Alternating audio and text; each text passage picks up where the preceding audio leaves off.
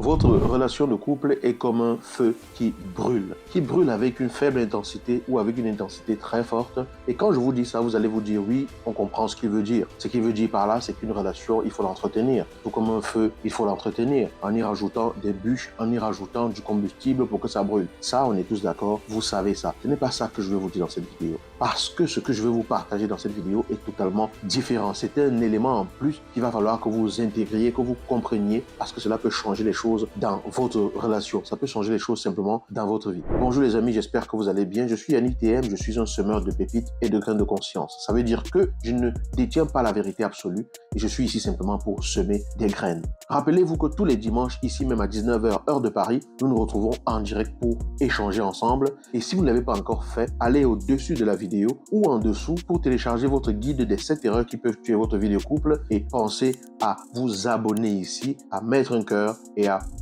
partager la vidéo. D'accord? Lorsque j'ai dit qu'une relation, c'est un feu, vous comprenez très bien que quand la relation commence, c'est le feu qui est en train de s'allumer. Ok? Vous décidez tous les deux de vous dire oui, on va entretenir ce feu, on va l'allumer, chacun va allumer de son côté, chacun va ramener du combustible de son côté pour que ce feu puisse prendre. Le feu, au début, il est fragile, ce qui fait que la moindre intempérie peut venir facilement éteindre ce feu. Imaginez un feu qui brûle tout légèrement, vous prenez un petit verre d'eau, vous versez dessus, il va s'éteindre. Mais si le feu a une puissance beaucoup plus élevée, un incendie par exemple, vous ne pouvez pas l'éteindre avec un verre d'eau. Vous imaginez? Donc votre relation doit être tellement incandescente que pour pouvoir l'éteindre, il faille déplacer des montagnes pour y arriver. Sauf que parfois, c'est vous-même qui contribuez à ce que votre relation s'éteigne. Chaque fois que vous manquez de respect à votre partenaire, vous rabaissez votre partenaire, vous traitez votre partenaire de tous les noms, vous traitez votre partenaire de moins que rien, vous manquez de respect, vous piétinez votre partenaire, c'est comme si à chaque fois, vous preniez quelque chose et que vous versiez sur cette eau pour l'éteindre. Parfois même, des gens prennent un seau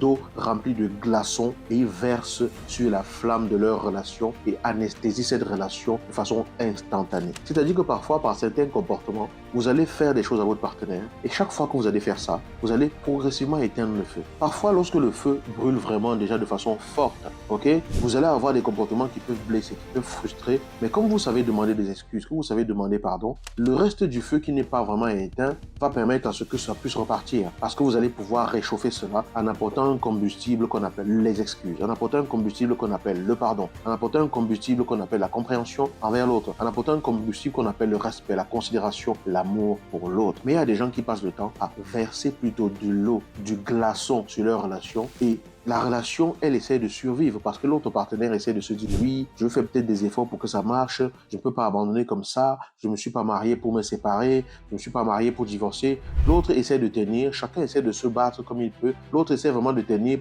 malgré que tout le monde lui dit mais qu'est-ce que tu fous dans cette relation? L'autre essaie de tenir jusqu'à ce que vous, par votre comportement, à un moment donné, vous donniez le coup de grâce en faisant des choses qui vont simplement venir éteindre la moindre petite lueur qui existait encore entre vous.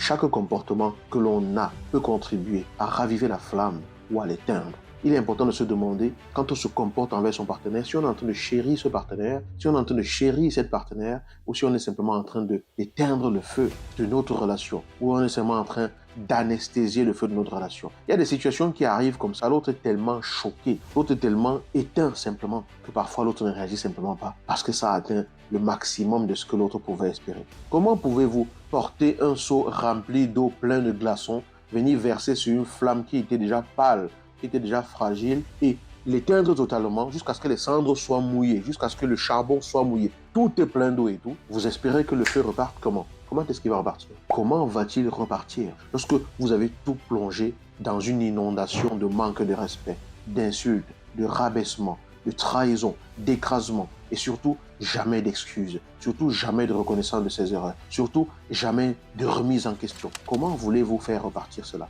Il faut bien comprendre qu'il y a des points de non-retour dans les relations. Autant je pense que beaucoup de relations qui pourraient être sauvées se cassent parce que les gens ne savent pas qu'ils peuvent être sauvés. Autant il est important de comprendre aussi qu'il y a des relations qui ont atteint des points de non-retour où, en général, on ne peut plus rien faire. On ne peut même plus réanimer la relation.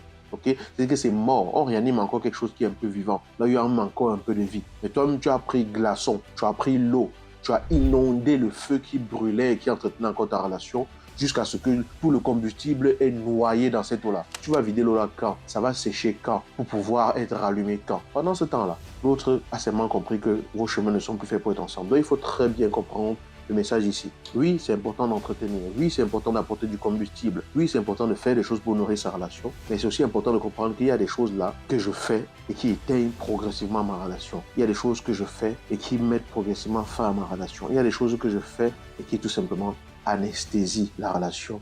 Et il n'y a plus de lendemain. Alors, qu'est-ce que je veux pouvoir avoir à vivre demain par rapport à ma relation? Telle est la question qu'il est important de se poser et tel est, voilà, ce que je voulais vous partager aujourd'hui en espérant attirer l'attention là-dessus et vous appeler simplement à vous demander, suis-je en train de maintenir le feu? Suis-je en train de maintenir la flamme? Ou suis-je simplement en train de verser de l'eau dessus pour l'éternel? À très bientôt.